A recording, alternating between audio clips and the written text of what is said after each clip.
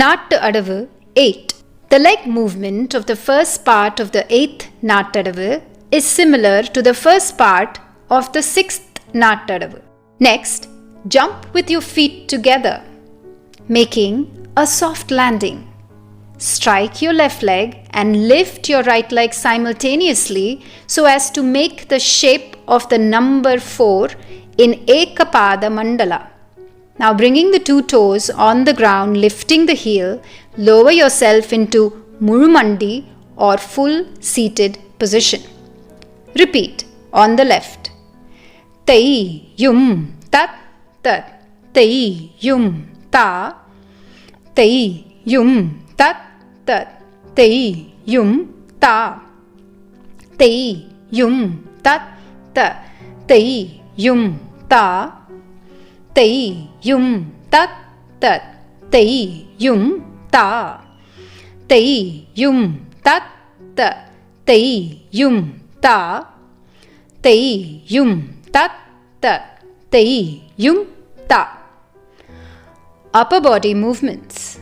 In this Adavu, instead of arcing the body and hands to the side, you will execute the movement in the forward direction.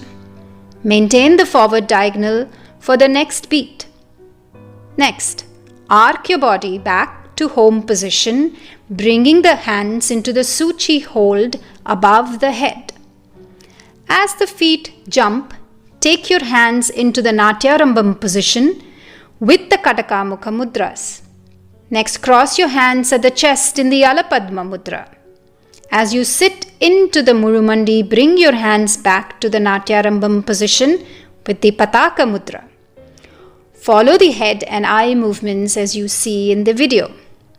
Tei yum tat ta. Tei yum ta. Tei yum tat ta. Tei yum ta. Tei yum tat ta. Tei yum ta. Tei yum tat ta. Tei yum ta. Tei yum tat ta. Tei yum ta. Tei yum tat ta. Tei yum ta. Important technique tips. Maintaining a diagonal with a sideways bend is a trained mind-body connection that is only possible by correcting it repeatedly and checking the hip alignment so there is absolutely no sway. Any sway in the hip will throw the diagonal line of the arms off course. The wrist cannot bend in any manner. The 8th Nattu Adavu uses a special mudra hold where one hand is in the Suchi mudra and the other hand clasps the Suchi mudra using a mushti hold. The Suchi hold should be done at the base of the mudra and not at the tip.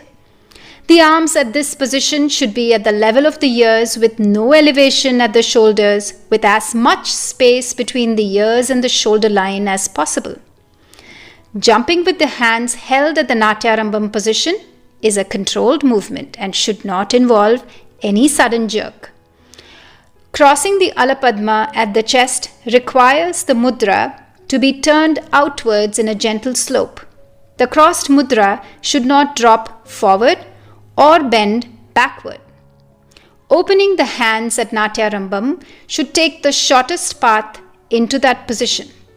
The legs should maintain the Nattu position with the toes upwards, the heels lifted in the Swastika position, and the toes joined during the jump with a neat overhang of the ankle in the Ekapada position and a very controlled movement into Murumandi without leaning forward. All of this is possible only when the core is engaged. Let us do this together. Tei yum ta ta. Tei yum ta. Tei yum ta ta. Tei yum ta. Tei yum ta ta. Tei yum ta. Tei yum ta ta. Tei yum ta. Tei yum ta ta. Tei yum ta. Tei yum ta ta. Teiyum ta, teiyum tat tat, teiyum ta, teiyum tat tat, teiyum ta, teiyum tat tat, teiyum ta, teiyum tat tat, teiyum ta, teiyum tat tat, teiyum ta, teiyum tat tat, teiyum ta, teiyum tat tat, teiyum ta, teiyum tat tat, teiyum ta, teiyum tat tat, teiyum ta, teiyum tat tat, teiyum ta, teiyum tat tat, teiyum ta, teiyum tat tat, teiyum ta, teiyum tat tat, teiyum ta, teiyum tat tat, teiyum ta. Advanced variation. Dhalang kutaka dhikutaka tatikitatum tei yum tat ta tei yum ta tei yum tat ta tei yum ta tei yum tat ta tei yum ta tei yum tat ta tei yum ta. Torso movement. Hip hinge bend, side bend right, side bend left, slight twist left, slight twist right, return and hold. Hip hinge bend, side bend left, side bend right, slight twist right, slight twist left, return and hold. Important technique tips. This variation challenges the advanced student to maintain length and line in the legs and arms while the body executes several kinds of bending and twisting movements. The twisting movement at the beginning of this variation is very similar to the Tirmanam Adavus twisting. The arcing movement that follow are very subtle with lots of control at the hips so the knee doesn't feel any impingement. If there is any impingement in the knee while performing this Adavu variation, a greater control in the hips will need to be exerted. Likewise, if the arms feel out of alignment in any of the extensions, greater control will need to be exerted at the level of the shoulders and core. Let us do this together.